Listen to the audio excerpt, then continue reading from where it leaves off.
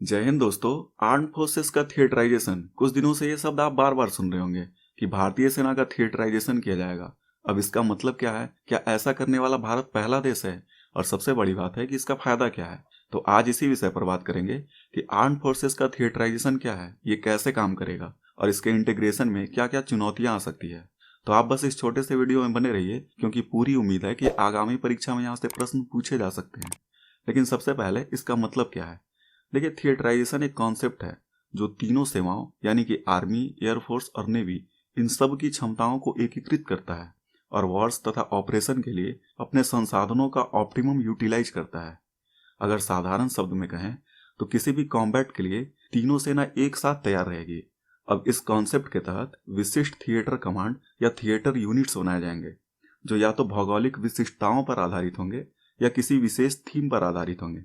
मान लीजिए एक theatre command India China border के लिए बनाया जाता है, तो ये भौगोलिक विशिष्टताओं को ध्यान में रखकर बनाया जाएगा। और अगर एक थिएटर कमांड कोस्टल सीमा या समुद्री खतरों को ध्यान में रखकर बनाया जा रहा है, तो ये एक विशेष थीम पर आधारित होगा। इसका फायदा ये होगा, मान लीजिए किसी थिएटर यूनिट को ऑपरेशन के लिए रेडी होना है, तो यहाँ तीनों सेना एक साथ है और इसका कमांडर अकेले फैसला ले सकेगा। वो किसी भी इंडिविजुअल सर्विसेज के लिए आंसरेबल नहीं होगा। साथ ही इन तीनों सेवाओं के इंटीग्रेशन से किसी भी संसाधनों का दोहराव होने से बचा जा सकेगा। और मान लीजिए वहां जो भी रिसोर्स अवेलेबल है, उसका लाभ बाकी अन्य सभी सेवाओं के बीच भी लिया जा सकेगा। सामान्यतः यह थिएटर कमांड हमारे चीफ ऑफ डिफेंस स्टाफ के अधीन ही होगा। खैर, आप सोच कर देखिए इसके स्थापना से देश को कितना लाभ मिलेगा। फिर भी इसके गठन में काफी डिले हो चुका है। इसे और पहले ही हो जाना चाहिए था, क्योंकि इसके लिए सेकटकर समिति ने 2015 में ही सिफारिश की थी।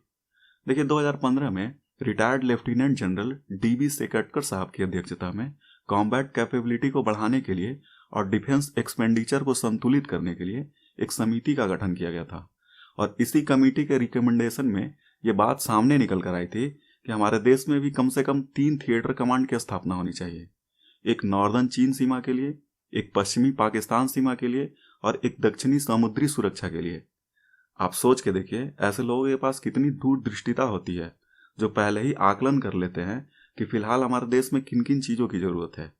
खैर, देर से ही लेकिन बहुत जल्द अब हमारे यहाँ भी इसका गठन कर लिया जाएगा। अब सवाल है कि क्या भारत ऐसा करने वाला पहला देश होगा? जवाब है बिल्कुल भी नहीं। अमेरिका, चाइना, यहाँ तक कि नॉर्थ कोरिया जैसे देशों के पास भी पहले से ऐसे थिएटर कमांड है। खैर, बहुत जल्द हमारे देश में भी इसका इंटीग्रेशन हो जाएगा। आपको पता होगा कि हमारे देश में 17 एकल सेवा कमांड है, 7 थल सेना में, 7 नौसेना में और 3 वायु सेना में, टोटल 17। तो इन्हीं को मर्ज करके थिएटर कमांड की स्थापना की जा सकती है। इसके स्थापना से देश को काफी लाभ मिलेगा।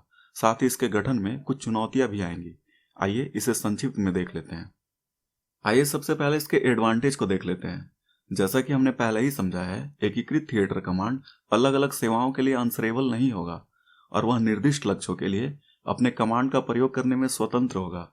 साथ ही इसके संचालन में आवश्यक लॉजिस्टिक्स या रिसोर्स थिएटर कमांड के देखरेख में इस्तेमाल किया जाएगा, ताकि अगर ऑपरेशन ऑनगोइंग है तो उस स्थिति में किसी भी प्रकार की आपात स्थिति का सामना नहीं करना पड़े। इसके बाद है, वर्तमान में भारत की सभी तीनों सेनाओं के पास अपने खुद के कमांड होते हैं और वो जब युद्ध की स्थिति में होती है, ऐसे में हर सेना से यह अपेक्षा की जाती है कि वे संचालन को अलग अलग कमांड के माध्यम से नियंत्रित करें, जबकि उस समय सभी संयुक्त रूप से ही काम कर रहे होते हैं। ऐसे में इस थिएटर कमांड के गठन से एक बेहतर सैन्य अनुकूलन स्थापित किया जा सकेगा। साथ ही कॉम्बैट की स्थिति में अगर कोई खुफिया जानकारी मिलती है तो सूचना के माध्यम से तुरंत तीनों सेनाओं के बीच फैसला लिया जा सकेगा। ऐसा करने से सभी आर्म्ड फोर्सेस के बीच एक प्रकार का समन्वय भी बना रहेगा। तो इसके गठन से ये सारे लाभ आर्म्ड फोर्सेस को मिल सकेंगे। हालांकि इन सब के बीच कुछ चैलेंजेस भी हैं, जैसे कि अभी तक इतिहास में कोई ऐसा अवसर आया ही नहीं है जब तीनों सेनाओं के बीच कोऑर्डिनेशन की कोई कमी दिखी हो। हमेशा तीनों सेनाओं ने प्रशंसनीय सहयोग के साथ किसी भी युद्ध या ऑपरेशन का संचालन किया है। ऐसे में कुछ लोगों का मानना है कि इसके गठन से बहुत ज्यादा फायदा नहीं मिलने वाला है और न ही ऐसी मीडियम टू हाई इंटेंसिटी वाली युद्ध की दूर दूर तक कोई संभावना दिख रही है। कुछ लोगों का मानना है कि आज के समय में कम्युनिकेशन नेटवर्क इतना ज़्यादा फास्ट हो चुका है कि सूचनाओं का आदान प्रदान तुरंत ऑनबोर्ड भी किया जा सकता है और बिना अधिक विचार के तुरंत योजना भी बनाया जा सकता है। इन सब के अलावा सबसे मुख्य बात है बजटीय आवंटन और इन सब के लिए अलग से फिनांस का डिस्ट्रीब्यूशन करना।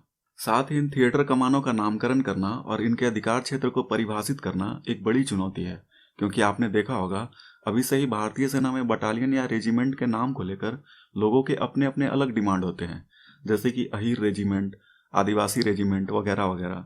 खैर, इन सारे प्रकरण पर आपकी क्या राय है? थिएटर कमांड का गठन करना चाहिए, नहीं करना चाहिए? अगर करना चाहिए तो किन किन बातों का ध्यान रखा जाना चाहिए? कमेंट बॉक्स में अपनी राय जरूर दीजिए। आपके हर कमेंट सादर आमंत्रित है। वीडियो अच्छा लगा हो तो चैनल सब्सक्राइब करके हमारा सपोर्ट जरूर कीजिए, लाइक कीजिए, शेयर कीजिए। आपका दिन शुभ हो। धन्यवाद।